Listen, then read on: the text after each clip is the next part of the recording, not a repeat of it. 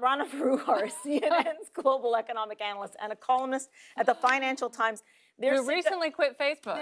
They're sick of me telling them I have never been on Facebook, ever, in my life. I identified it as a security risk early on in my career. Having said that, Rana, you identified 2018 as the Tech-lash. I'm going to read your editorial back to you. You said, this is a company that was so desperate to protect its top leadership and its business model that it hired a shadowy PR firm that used anti-Semitism as a political weapon.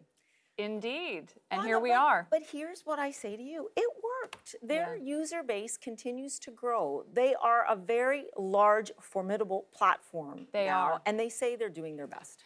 They are. It's interesting. I mean, Sheryl Sandberg came out and said, look, this last quarter has proved that not only can we add people to combat some of the fake news issues, we can fight regulators, and we can grow at the same time.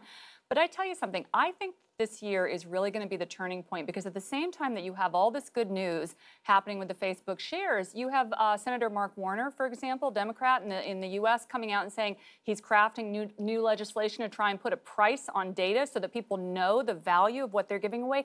I think a lot of the fact that people still go to these platforms has to do with the fact that they have no idea the value of what they are giving up. And I think that when that becomes more transparent, and you might get more competitors if there are antitrust issues, we could see a change. It's so trite and such a cliche, but obviously an educated consumer is the best thing that could happen here, and especially when it even comes to those accounts that Samuel did such a good job of highlighting. Yeah. If you're looking at something like that, really try and see its origin and where it's coming from. I mean, I know I gravitate on something like Twitter to verified accounts, right? Just to see what's there. Having said that, you know, it's kind of like even regulation. Will it work? Remember, we all, I know a lot of people don't remember the phone company, but we all used to be angry at the phone company. We didn't rip the phone off the wall. Right. You know?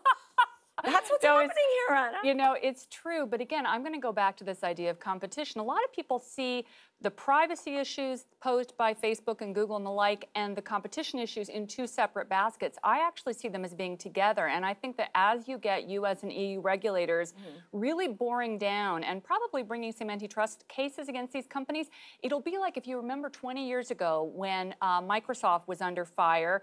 The U.S. went after Microsoft for antitrust issues. That actually allowed space for Google to be born. I think that you're going to see new companies being born as these come under more pressure. And that they will have some competition. I think they will, and I think even amongst the giants, you already see companies like Apple and IBM starting to compete on privacy and using data protection and privacy as a competitive advantage. So I think that this issue's out there. I think you're going to see a lot of action this year. One of the things some people have pointed out, though, and if you give Facebook the benefit of the doubt, they say they are trying their best. They are leveraging everything that they have at this right now. You're skeptical. Well, I'm skeptical because the fundamental business proposition is still tracking everything you do and monetizing it. It's surveillance capitalism. You know, I mean, this is a whole new area. And by the way, it's not just the platform tech companies that are in it. Almost every business these days is trying to track what you do, from, say, a Starbucks to a Johnson & Johnson. I mean, your sneakers have chips in them. You know, data is the new oil. And so I think that all the things you're seeing right now that Facebook is coming under pressure for, you're going to see broader numbers of companies facing these pressures.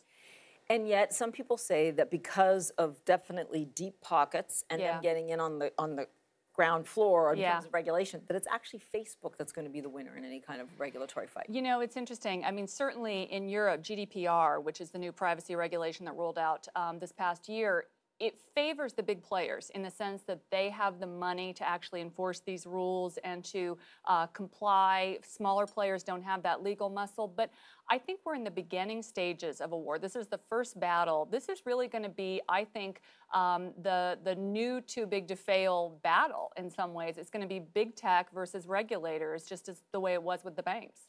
One difference, I have yet to see the consumer outrage. We have to go, but what do you think? You think we'll see it? I think we're going to see an Exxon Valdez of privacy probably around kids and games. Good point.